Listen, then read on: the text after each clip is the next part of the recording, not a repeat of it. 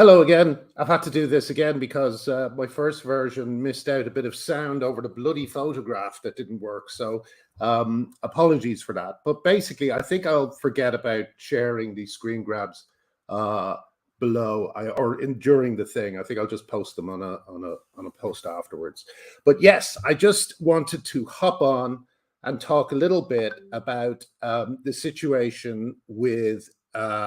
Well, it's not really a situation, but it should be. It's something that has been buried for a few years now, been quietly forgotten, but it kind of needs our attention because, sorry, I'm messing this up again.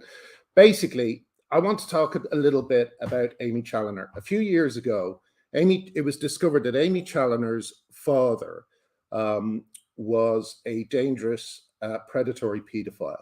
Now, this was a problem because Amy Challoner had risen to prominence within the Green Party and within Stonewall. In Stonewall, he was part of the Trans Advisory Board when they were trying to push self-ID, and self-ID with all its attendant disastrous consequences for women's rights and safeguarding.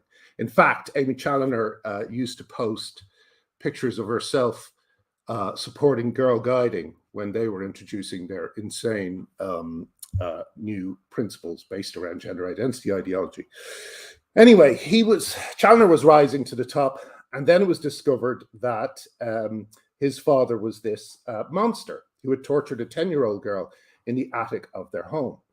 The Greens were very slow to act on this information. My glasses are steaming up, so I'll take this off. The Greens were very slow to act on this information. It took them a long time. They knew well that Amy's father had been charged with these crimes. And yet there wasn't much kind of done to affect safeguarding as Challoner still went about his business.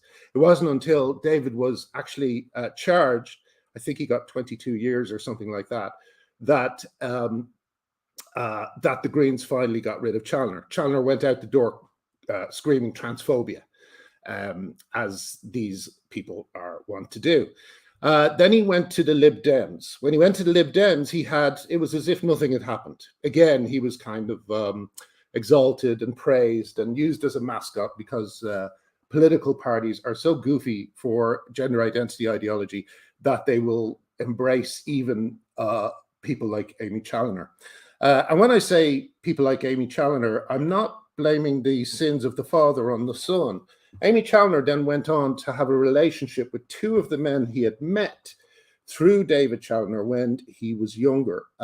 Challoner would post photographs of himself when he was 14 years old, wearing nappies and things like that. And when David Challoner was arrested, or not arrested, excuse me, that would have been silly. When David Challoner was abusing this girl, he was dressed as a little girl himself. So what you have is a kind of horrible Fred West type situation without any deaths. That's the only good thing you can say about this. And yet, Amy Challoner waltzed into these prestige organizations like Stonewall, like the Lib Dems, like the Greens, and he affected safeguarding rules there. The safeguarding principles that Amy Challoner probably had a hand in introducing, or at least pushing while at Stonewall, are still in place in the Greens and the Lib Dems. So the reason I wanted to kind of do this video today is just to try and bring a late bit of justice for Andy Healy. Andy Healy was the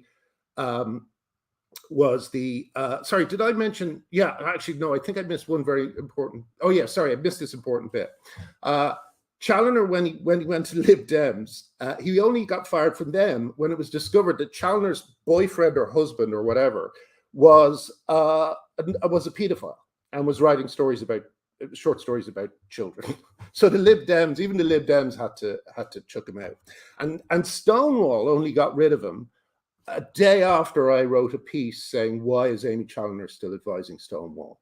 You know, again, Reddit then kind of took him on for a while until people complained. But it is believed that he's still at Reddit and still moderating. Certainly some of his weirdo pedo ring friends are.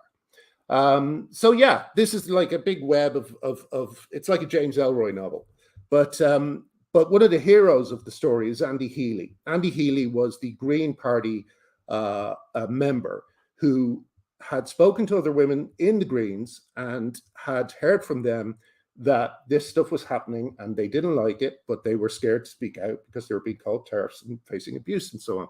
So Andy started looking into Amy's thoughts on safeguarding, Amy's influence on the party, and found lots of things that were disturbing and worrying. And of course, as always happens, the Greens came after him. So Andy was expelled. He also faced a court case. David Challoner, this monster, actually handed Andy a summons at his home. He went to his home. So this is the kind of harassment that this, again, very brave, very principled man faced at the hands of not just this predatory man, but Sean Berry and the Greens. And my question is, when is Sean Berry going to apologize? When are the Greens going to apologize as a political party for the silencing of Andy Healy, the man who exposed a predatory paedophile at the heart of the Greens? Good luck, Andy. I hope you get the justice you deserve soon. Thank you very much. Bye-bye.